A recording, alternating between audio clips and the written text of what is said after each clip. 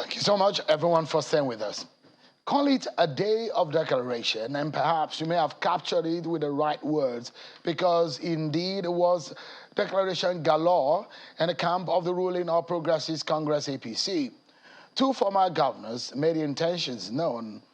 One was in Abuja, the former governor of Edo State and the former chairman of the APC, Adams Oshiomhole, made public his ambition and gave reasons for his interest. And in Ikotepene, in Akwa Ibom State, the Minister of Nigeria Outer Affairs and former governor of Akwa Ibom State, Godswill Akpabio, attracted a large number of people where he declared his interest to chase the APC presidential ticket at the primaries. Also here in Abuja was the governor of Ekiti State, Fayemi, who gave an account of his ambition and why he's the right man for the job. Tonight, I'm being joined by that man who has been a two-term chairman of the Governors Forum, a former Minister of Mines and Steel. He was a journalist and operated an underground radio station during the military junta, a Radio Kudirat, a war studies scholar. Governor of Ekiti State, Dr. Fayemi, joins me live here in our Abuja studio. Thank you so much, Your Excellency, for joining us. Sean, thank you for having me. Perhaps bring to a closure my frequent questions to you about your ambition. And each time I ask, you always tell me that I should wait. So from those time and now, what has changed? Was it consultation, or you just changed your mind, or somebody convinced you?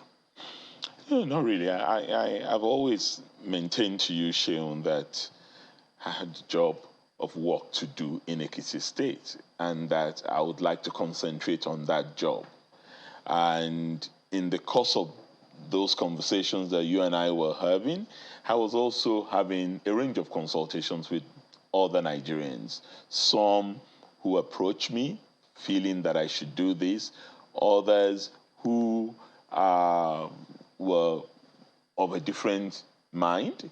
And I then decided that the best way to do this was to go around and talk to leaders of thought, political leaders, community leaders, traditional rulers, and the electoral body also came up with its timetable, which really made it impossible for me to procrastinate any further. So at that point, I decided that I should extend my consultation to Mr. President and to other party leaders before finally arriving at this decision that was made public today. So you've consulted with the president?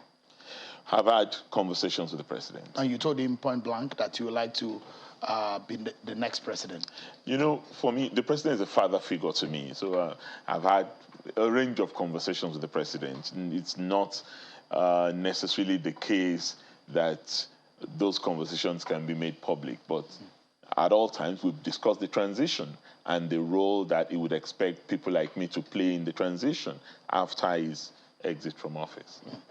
Have you always wanted to be Nigeria's president? For me, running for office is not an ambition. I've always maintained that it's service, it's sacrifice, it's duty. This is what I've always done. And I trace the trajectory today from way back when I was a student union leader to my involvement in the pro-democracy movement. You just referred to Radio Kudera, to my work setting up institutions as a civil society leader, the Center for Democracy and Development, working as a community organizer, working as a political organizer, working towards the merger of APC and founding the Progressive Governors Forum alongside other governors who then felt I should be the founding coordinator of the Progressive Governors Forum. So in your own time, that was when the Nigerian Governors Forum was founded? No, the Progressive Governors Forum is different from the Nigerian Governors Forum. We formed the Progressive Governors Forum when the major parties came together. So the 11 governors of ACN, AMPP, CPC, and ABGA formed the Progressive Governors from a faction of ABGA, which Rochas Okorocha belonged to at the time. And I was the founding coordinator of the PGF. I handed over to Rochas Okorocha, and Rochas Okorocha handed over to Atiku Bagudu. That's the trajectory of what I'd done in the party. And then, of course, my colleagues felt, upon my return as governor of Ekiti, that I should be the chairman of the Nigerian Governors Forum, which is the non-partisan body of all 36 governors. So if you look at this trajectory, it's not about ambition. It's about finding myself at positions and critical junctures that have positioned me in leadership.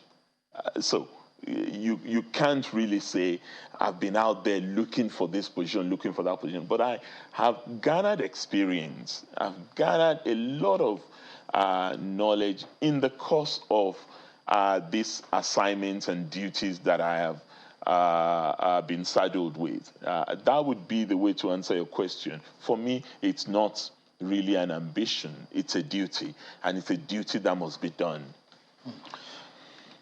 Tonight, our conversation will be more or less, I know you're a policy person, and you perhaps knows a lot about some of the tenets of democracy and some of the issues about governance. I mean, you've had intensive research work relating to all of these areas. So I'm more concerned tonight about those governance-related matters other than politics. But let me throw in one political question before we go into those areas. I know this question may have bothered your mind at some point, but how have you addressed it? You'll be running against someone who is perhaps, who has helped you politically, Asiwaju Bola Tinubu. How does that come to you in the first instance? Well, Sheung, this is a question that would naturally interest your viewers. Let me say that I have had a very, very good relationship with Asiwaju Bola Tinubu, whom I met in exile way back in '94 when he came out after the annulment of the election and the establishment of NADECO. He came out with other leaders, Professor Bolaji Akemi, General Akinre Ade, Air Commodore Dan Suleiman, Chief Antonio Enaro. They all came out, and I was critically placed at a point in which I could be of significant assistance to the leadership that came out into exile at the time, because I was a major figure in the diplomatic efforts of the opposition movement. That was the context of my meeting Asiwaju Bola Tinubu, and we've maintained a very cordial relationship ever since then. So when I was asked by Governor Nii Adebayo, the current Minister of Trade and Investment, to come and run for office in Ekiti, Asiwaju supported me. He was out there for me because of his knowledge of my involvement in the pro-democracy movement. And we've always been quite, we've worked together on a number of issues. So this is not a personal contest. This is about Nigeria and the future of our children. And it's about competing visions of what that future holds for Nigerians. I have the greatest respect for Asiwaju. I'll continue to do that. But I do believe that I have a strong vision for how to reposition Nigeria and build on the legacies of the current president. And I went into some detail about that today in my declaration speech. Indeed, you made a lot. I mean, you gave details of some of those, which will be getting some clarification about some of those issues.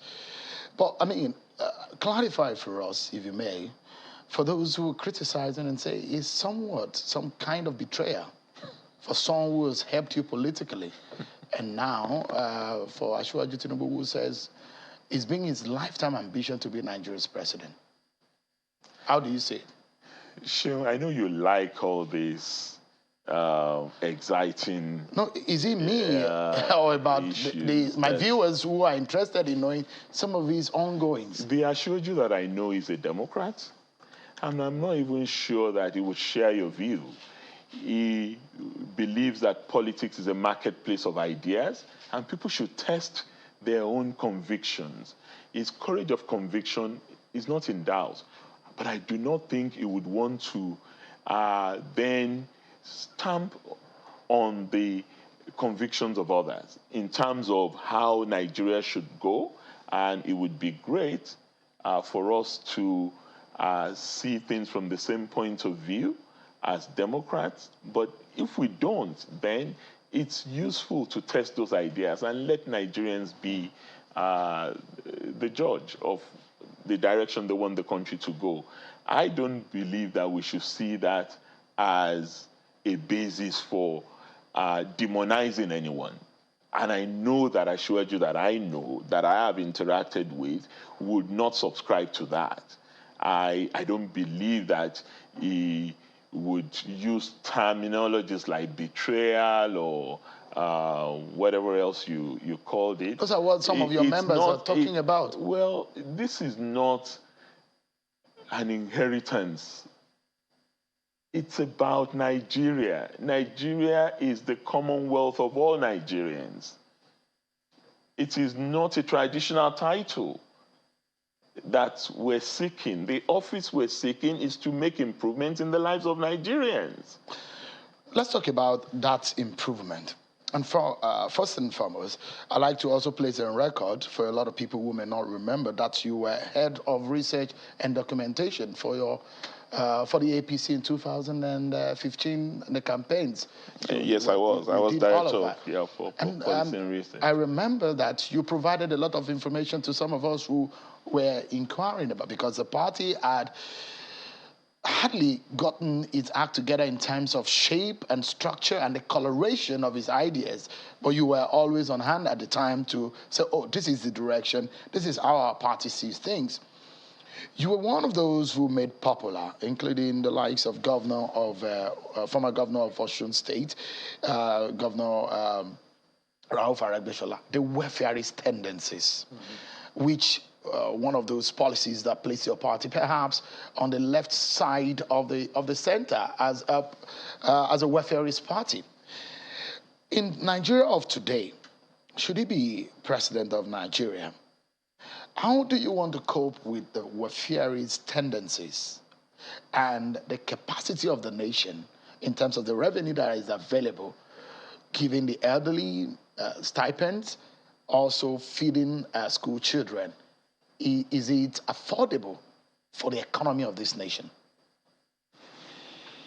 It's not about affordability alone. It's about creating wealth and about being ideologically committed to pulling the weak and the vulnerable from their position of need. I think as a party that is primarily a social democratic party, our vision in the APC has always been about improving the human condition. And if you must improve the human condition, it must be done holistically. Education, healthcare, social investments are the way to improve the human condition. When we introduced Owo Arugbo, Social Security for the elderly in Ekiti State, it wasn't because we had a deluge of millions of naira. It was because we felt that we needed to provide support to the indigent elderly in our state. And that was one of the motivations for what we eventually did when we put in our manifesto in the APC, the conditional cash transfer. And it was modeled after what is known as the Bolsa Familia. If you are aware of the Brazilian Social Security, the largest conditional cash transfer scheme all over the world is run by Brazil, and it started under President Lula. However, in order to be able to make that possible, those who are more fortunate in society also need to step up to the plate. That is where things have fundamentally gone awry in Nigeria. 6% taxation to GDP. It's one of the lowest in the world. Would you be increasing that should you become president? Well, I would ensure that those who ought to pay should meet their own responsibilities. They need to pay up what is due. The level of tax evasion in our country is scandalous. Are you of the opinion, or do you hold the view that the rich should be taxed? Absolutely. To pay for the benefit of the poor? I just said that the more fortunate in society should contribute to improving the lot of those who are less fortunate. So if you become president, you will tax the rich more. And how more? How much is the more that you're talking about? Seun, one thing that is clear now is that the rich in Nigeria actually hardly pay any tax. The people who pay tax in Nigeria now are mostly those who are earning salaries because these taxes are deducted from source. We haven't quite figured out in the most appropriate manner how to ensure that the leakages are plugged in the tax system. With the greatest respect to our FIRS, they're doing a lot to do that. They're introducing technology. There are informal taxations, and many of our state revenue boards are improving on that. But we can still do a lot more. That's what I'm saying. So, in essence, you're one of those who have fought and spoken up about how much power the center has had and how much of the devolution of those powers should go to the federating units. You are a pro-federating units person. You believe that the state should have a level of independence for them to be able to run their affairs. What have you noticed that perhaps will spur you to a drastic change or restructuring, if you may use that word, in the manner in which the nation Nigeria is being run, such that the states and the local government are more effective? What exactly would that be for you? Sean, the word I used in my declaration speech today was decentralization and devolution. And simply for me, that is an efficient way of bringing government closer to the people. There is nothing fundamentally wrong in having a federal government. But in a two-tier federation, you cannot have a tyranny of unfunded mandates. Those who have the responsibilities should also have the resources to prosecute those responsibilities. So if you say primary health is at the local level or state level, if you say primary education is at that level, then the resources should also devolve to that level. And greater accountability should accompany the resources that go to that level. That has been the position of the Nigerian Governors Forum. And I know that in the recent revenue allocation rejigging that has taken place, there's been some shift towards more revenue to the state and local government and less revenue to the federal. But I am not pushing for this to the detriment of revenue generation at the local level and increased productivity by Nigeria. We have to ensure that we earn the money before we start spending it. And wealth creation has been a challenge that we must tackle alongside wealth distribution. Because I was asking the welfareist question earlier. Nigeria has perhaps one of the largest number of poor people on the globe. And the question is, how would you turn around that scenario? Okay. How did China turn around 700 million people out of poverty in less than 2 decades? How would Dr. Fayemi do is? We would, and I said it today, focus on agriculture, but ensure that we have a much more transparent and effective agricultural financing system in place. 2, we use more technology in driving agriculture and ensure that the collaboration between outgrowers and commercial agricultural producers is strengthened. That's something that we have to do. The second is what we do with our micro and small and medium scale enterprises. We haven't been able to do as much as we should because they are really the engines of wealth creation. How much of jobs can we possibly get out of this? Because if you look at the percentage of the unemployment rate in Nigeria, how much of that can you cut in 1 year or in 2 years? Let's assume based on your plan. Sean, when you look at, okay, take the Nigerian land mass. How much of our arable land is being cultivated? Less than 6%. So even if you start from that, you know that the capacity to improve on agriculture's contribution to GDP is immense. But there are other debilitating factors responsible for our inability to do that. Security being one of them, climate change being another, fertilizers, support to our farmers. And President Buhari has done quite a lot in trying to improve on that challenge. But we still have a lot to do in order to ensure that agri contributes its quota to our poverty eradication strategy in the country. Did you experiment with that in Ekiti? Yes, I did. How much of gains did you get? Significant. Because in terms of investment, we were able to get around $300 million into Ekiti.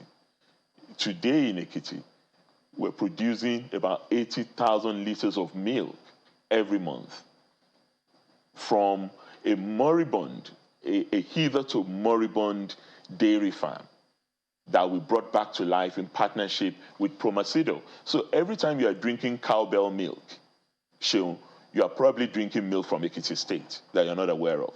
And this has to be the model. You have to have a public-private partnership in order to make this work, because government really doesn't have that capacity to do this. All right.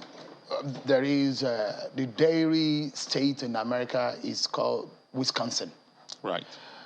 And almost every state that you go to in the United States, it has a tag relating to what it contributes to the port, to the center. You have it here too. Well, it's not a stop. I mean, that has since collapsed since we left regionalism. Regional government administration in this country. Suddenly each state still has appellation. Nasarawa, home of solid minerals. Ekiti, fountain of knowledge. Lagos Central. A lot of people will say those are just appellations without real results. The question is that how much of, are the states really bringing to the table rather than going capping around to the center every month? The question is, we always talk about this capping. Yes, we always talk. And you and I have had conversations about this going capping and federation resources is not federal government money. But I disagreed with you the last time. But you are wrong. But on the point that federation revenue belongs to the federation. Accountant General, and the federation. The accountant generals every month from the state they go to the center to share this money, which belongs to the center. They could share the money without even coming. And as a matter of fact, I can tell you, over the last 1 year, the meetings have been virtual. They don't have to come to Abuja to do it. But there's still consultation with the center. The principle is that the center has a portion of the money, which is defined. The state has a portion of the money, and the local government has a portion of the money. It is not a master-servant relation. They are coordinate jurisdictions. They're not subordinate jurisdictions. But it doesn't look like that. Is in theory, but it doesn't really look like that. And some of us are challenging the status quo, that the state must produce more.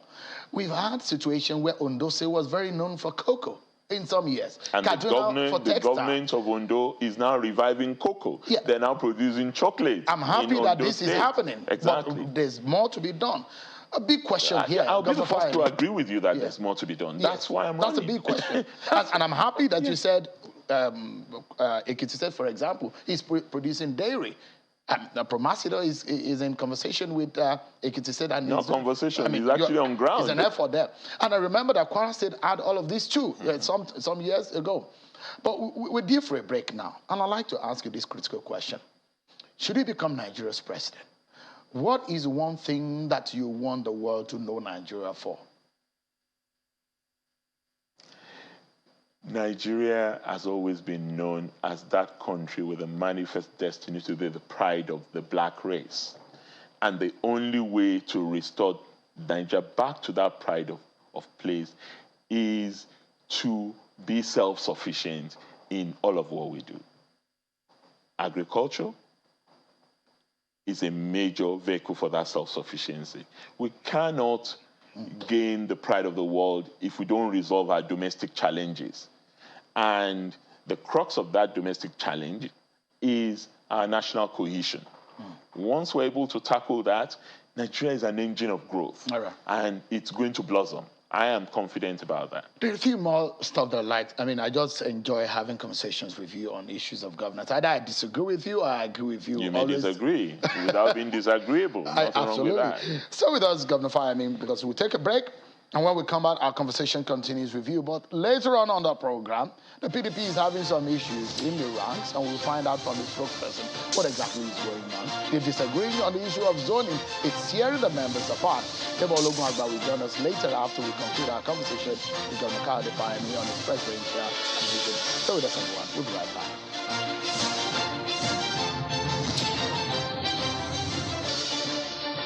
A conversation, everyone, with Governor Fayemi of Ekiti State, and the presidential aspirant on the platform of the APC continues now. Thank you so much for your time tonight, Your Excellency. Let me shift, because we've been talking about the economy, and we can go on and on, because what the average Nigerian out there is looking at is not the figures. They're looking at how food can be brought to their table, how they can guarantee food on their table and in their bellies. That's what they're concerned about. Another issue that an average Nigerian will be looking at is security. It's public knowledge that you had your study at your doctoral level in war studies. Yes. The question is, do you subscribe to us getting help, foreign help, international help? Because it does look like some of our problems are evading solutions.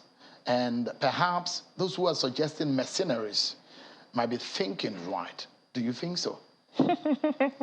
Sure, it's very interesting you're asking me this question. I wrote a book in the year 2000, 22 years ago now, titled Mercenaries, an African Security Dilemma. Mm-hmm. So this is an issue that I've had cause to ruminate over considerably. And the first thing to deal with is that actually in the context of the African Union peace and security architecture, mercenaries are illegal. Well, we've used it one time in this country. Well, we have used it. I'm just telling you what the protocol is. Many countries have used it. You've had Sandline, you've had all manner of private security companies. That's the euphemism for mercenaries in Sierra Leone, in Liberia, in a number of other countries. And actually, President Jonathan, towards the tail end of his administration, brought in some private security companies. And there's no doubt that they can be effective.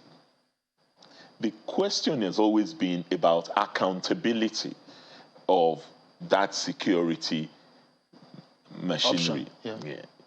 At least the Nigerian military, we know that there is democratic control and oversight. It's a different matter whether it is effectively implemented or not, but it's there. We know under a civilian government, a democratic government, you can monitor and hold them accountable for whatever they may have done wrong, human rights violations, abuse, you name it. But I am of two minds about this.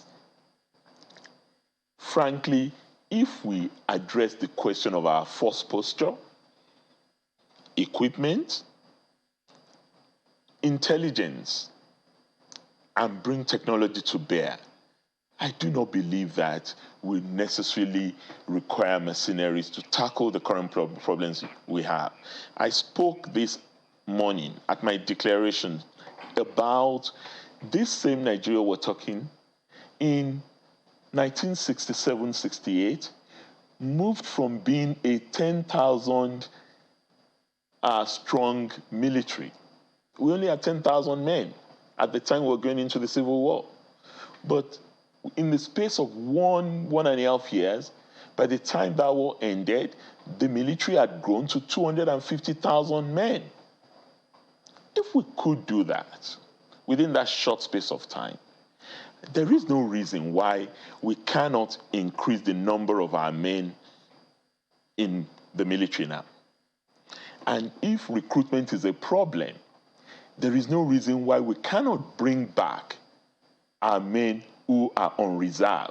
And every military officer who has been demobilized or who has retired is effectively a reservist. All right.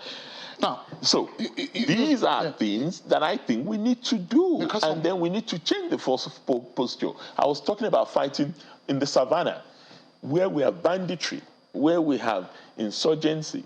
It's mostly savannah plain lands. Yes, there are communities that are farther apart, so you have a lot of ungoverned spaces in between them. So if mercenaries, you have cancelled mercenaries, what about the official model of going towards the, to countries, to consult countries who can come officially to join our, bring their army to help us? Because some of your colleagues, governors, have been sharing their frustration. In fact, recently, Governor of Kaduna said was one of those things, bring mercenaries and fight. This came out and I can understand this pain. Yeah. I can understand why Governor Nasir El-Rufai came to that point. All I'm saying is we need to do more with our own military.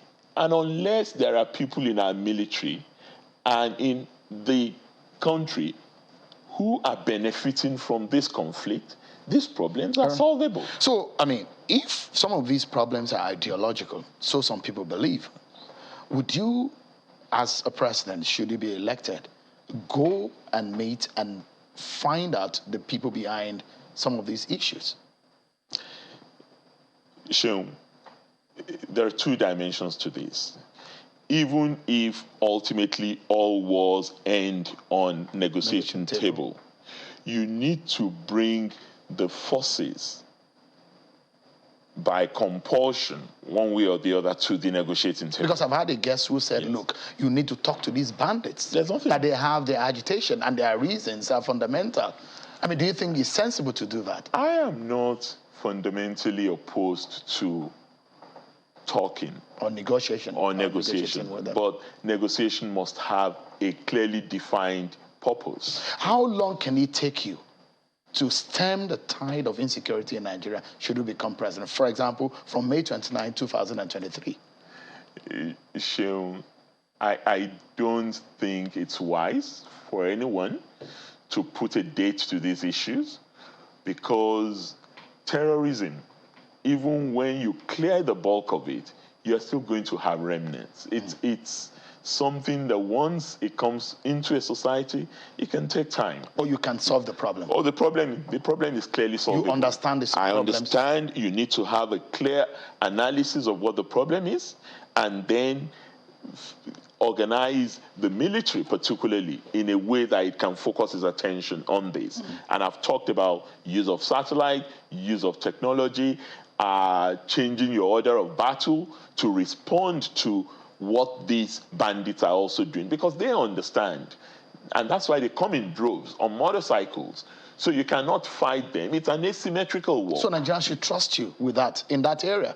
You have capacity. I would like to think that I have a network and I have an understanding of what the issues are, but I also know that it's not just a military response that we need, because there are drivers of this insurgency. Right. We need to address the drivers in inequality, youth unemployment, lack of education in all of those communities. In short, we need a Marshall Plan. All right. This will take a lot of time. But we have just about 60 seconds to close the program. And there is a fundamental problem here in Nigeria, and that's the issue of power, electricity. Yeah. Can you talk about this just in 1 minute? How can we solve the problem of power? What would you do differently from what this present government is doing but the power situation has not been resolved. I think it's unfortunate that we have had this situation with our power supply, and it's not a problem traceable to the government in office alone. This is a problem that has been there. President Obasanjo tried to tackle this problem. I served as governor in the on the board of the Niger Delta Power Holding Company that built all those generating plants, the NIPP plants. So I knew how much effort went into that. But I think the problem we had was the way and manner the privatization was conducted. That's one. The second is that we now need to deal with a fundamental challenge, which is this notion of a single national grid is not effective. We need to either regionalize the grid or promote micro and mini grids that can focus on particular communities and society, whether they're renewable energy or mainstream thermal power or gas-fired power.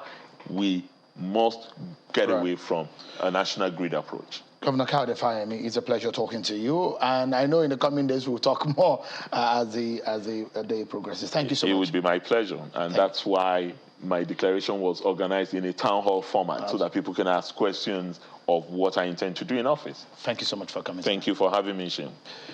Let's take a break, everyone, and when we come back, Debo Ologunagba, the spokesperson of the PDP, will be joining me next. There are issues that he will be clarifying for us. Stay with us.